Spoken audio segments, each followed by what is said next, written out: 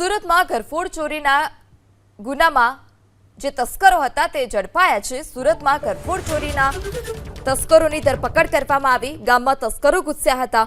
સુરત પોલીસે મધ્યપ્રદેશથી અરુણ ભૈરણિયાની ધરપકડ કરી છે। અરુણ લગ્ન પ્રસંગમાં પાર્ટી પ્લોટમાં સોના ચાંદીના દાગીના અને રોકડની ચોરી કરતો।